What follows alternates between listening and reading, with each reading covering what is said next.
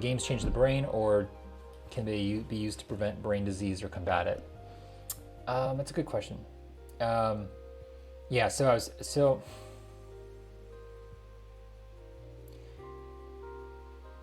the I guess like the comparative I would use is, to what extent do you think like walking every day or eating healthy can prevent disease? Because these all things are like statistical, no,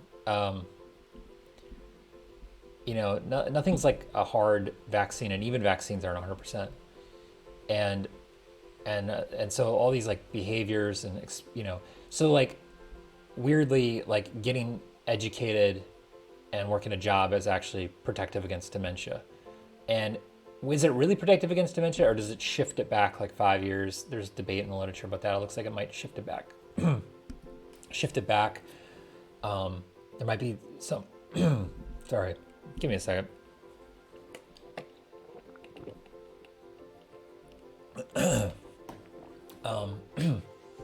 So it's a good question because, I mean, one way to think about this stuff is, could I be doing other things that are better and more efficient?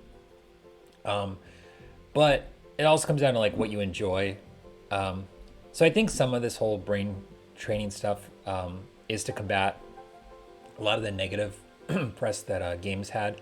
If you're, I had a grandmother who actually liked playing the Nintendo NES, and she never had been exposed to games in her whole life. And when she was like in her 60s, she liked playing this stuff.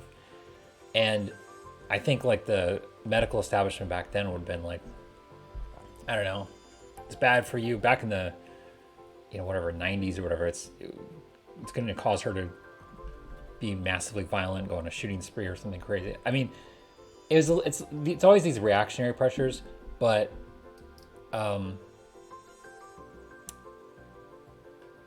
some extent, like if you don't have good options, you're immobilized, and there's games on your phone that you can download, and it can keep you engaged. It's interactive. It's a little more interactive than Netflix.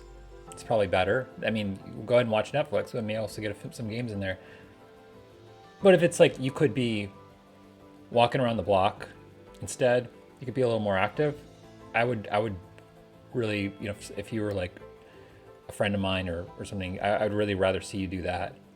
But I don't know if it's a severe trade off like that. Maybe you could do both. It's just if you enjoy it, I guess do it mindfully, knowing that there's some positives. In terms of like preventing brain disease, like as a medical technology, no, I don't think so.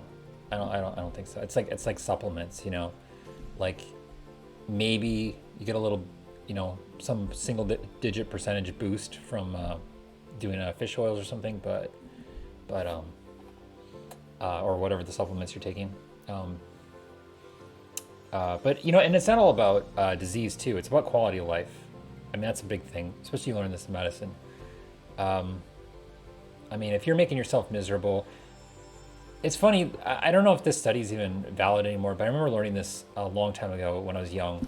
They had a bunch of guys do the Mediterranean diet, and or a bunch of Mediterranean guys. I don't remember what it was. They basically took a bunch of old guys and they switched them onto a so-called healthy diet, whatever was trendy back then. And it was this large study, and the mortality actually went up on the healthy diet.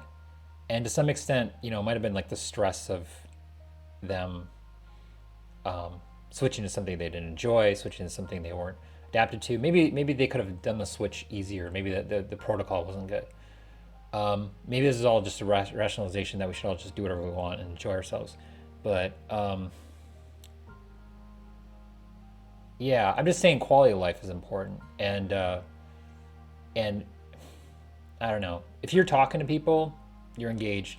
If you don't have people to talk to, that's rough. So maybe you can do things like this through the internet. I mean, this is good for me because I'm not very social a lot of times.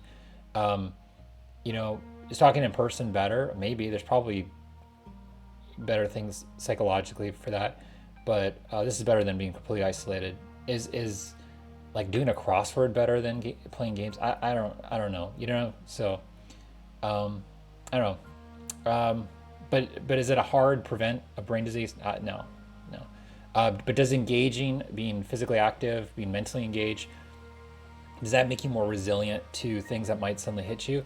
Like, for instance, there's an interesting study recently where they took a bunch of people with major surgery out of anesthesia, who had general anesthesiology, and when they woke up and they recovered, some people have this effect of like I forget what it's called. It's like it's almost like a post-operative.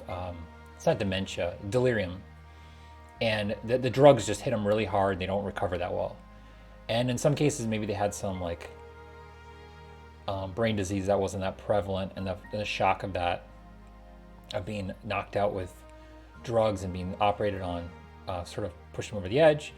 But in general, people who are more active and engaged, even mentally or even with video games that the study was showing, are did better. So that was like a protocol, and they ran this in the Midwest somewhere, where they had people play video games, and they had like less post-operative delirium. And I think just, it's kind of like warming up the brain engine every day, and however you want to do that. And if you can push it and challenge it, that's good. Let's keep going. Pretty fluid in software engineering